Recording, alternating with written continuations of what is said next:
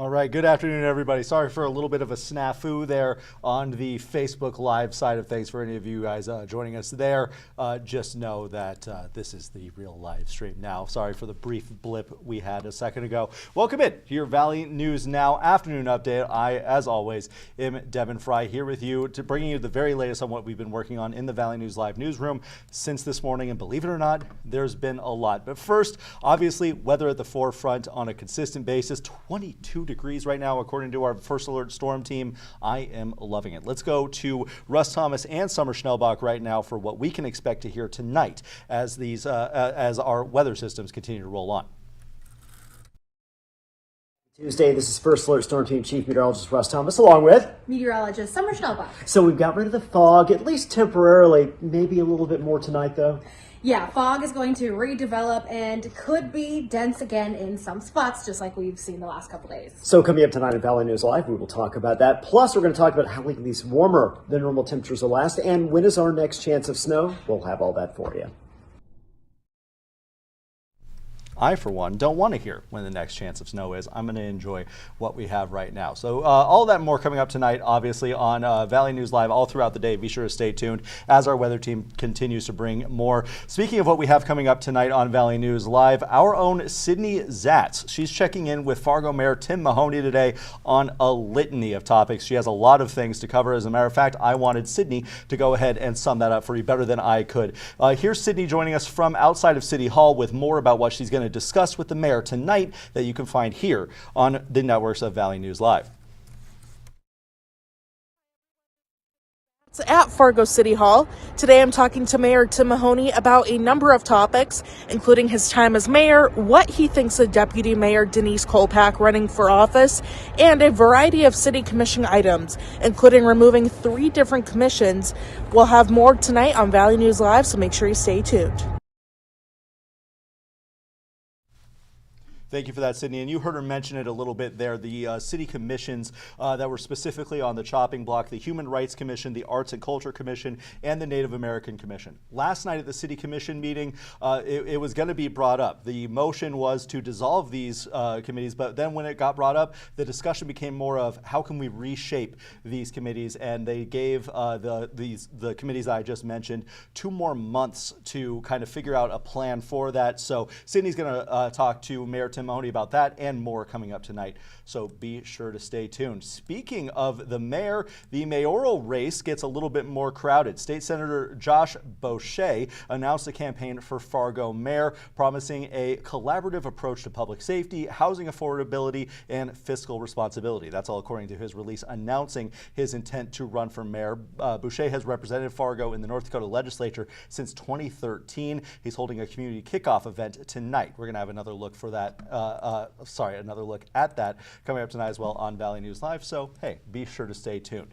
A little bit about what we have on our website right now. Let's go over the hot topics for today so far. Obviously, a big one. Governor Tim Walz holding a press conference. Now, this was initially held to discuss the new family leave programs in Minnesota. Of course, at the end, he took questions about dropping out from the race, saying that he's not going to be running for a 3rd term, offered some more details about that decision to not pursue that 3rd term, saying he made the choice to focus on governing as what he called an unprecedented attack from the federal government targets Minnesota. Those are his words. Walz accusing President Trump of spreading harmful conspiracy claims, said he'll remain in office through January 2027 and is, quote, not going anywhere. He then turned his attention to state Republicans as he talked about the rest of this final term. We have some sound from Governor Walz right now.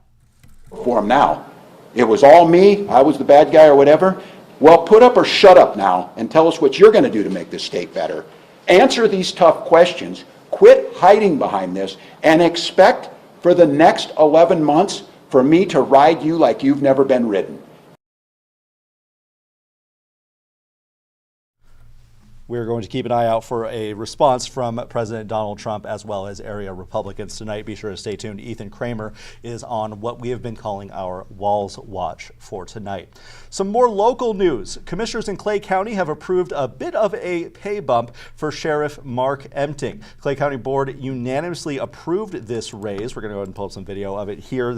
It may not be the exact moment where this was mentioned, but this is video from the meeting. The raise sets Sheriff Mark Emting's 2026 salary at just over $184,000 a year. As a matter of fact, the exact number, for those of you keeping track at home, is $184,678.21 annually, citing increased department responsibilities and compensation trends in peer counties.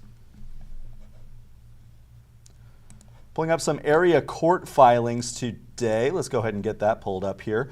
Looking at this one here, a Moorhead man faces charges after allegedly sexually assaulting a child. Zebulon Cole has been arrested on 2 counts of criminal sexual conduct on a victim under 13 after a report in April and a forensic interview conducted in November. Prosecutors say the alleged incidents occurred between summer 21 and early 2022. Cole faces up to 25 years in prison if convicted. His next court appearance is scheduled for January 13th. Another recent filing. This one happened yesterday in federal court, but it was just unsealed recently. Nathaniel Smith, a Fargo man, enters a guilty plea in federal court to carjacking and vehicle thefts after an armed carjacking and a 2-week crime spree in which he stole 8 vehicles and transported them across state lines. That's all according to the plea agreement filed in federal court today. Prosecutors agreed to recommend a low-end sentence under the plea agreement. Smith still faces significant prison time and restitution to the victims. We actually covered that story when it happened. You can go back on our website and find that right now, when Nathaniel Smith held up the grounds crew out there and stole their truck. Again, and I do want to mention that plea agreement has been entered. There is still time until sentencing. The sentencing date has not been set yet. There is still time up until sentencing for that to be withdrawn, but that's the latest as we know it right now. For those of you that were staying up a little bit later last night, you got to see a Buxton native lead Montana State to an FCS national championship. Now, I know Bison fans, you wanted to be in this game, you wanted to be in Nashville, but a former Bison led his team to their first national championship in quite some time. Brent Vegan, originally from Buxton, led Montana State to that national championship, defeating Illinois State 35-34 in overtime. That's the program's first title since 1984.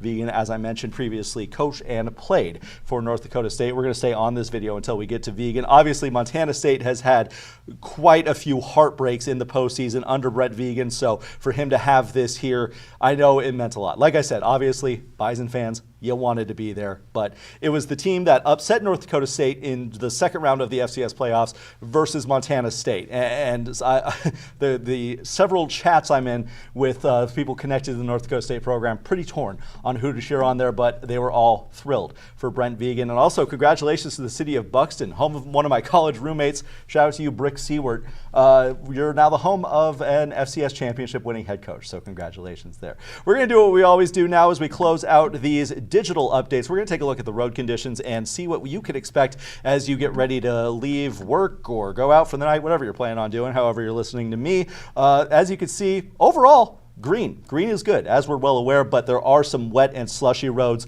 around our metro, all the way down to Wahpeton and the South Dakota border here. Also, if you go out west, southwest, I should say, south of Jamestown and well past Jamestown, there's some roads out there. If you're heading all the way out there tonight, I'd like to apologize, but yeah, that's what you may deal with there. Let's take a look at one of our sky cams here. I believe this is our West Fargo Fairgrounds sky cam, looking out into the distance there. That fog that our weather team has been talking about, once again, making an appearance. They gave you the latest on on how we're continuing to deal with that fog and the latest systems that we have at the top of this report. If you missed that, go back and watch it. Otherwise, our weather team is, of course, going to be back on the air as we get to our regular show times here. So be sure to stay tuned at 4, 5, 6, 9, 10. We've got you covered all throughout the day. And, of course, here digitally, that's all we have for you now. For your Valley News Now digital update, I'm Devin Fry. Thank you so much for tuning in. Drive safe if you're getting ready to head back home. Or if you're already home, congratulations. Get ready for a nice, peaceful night. I'm jealous of you. We'll see you next time. For now, I'm Devin Fry.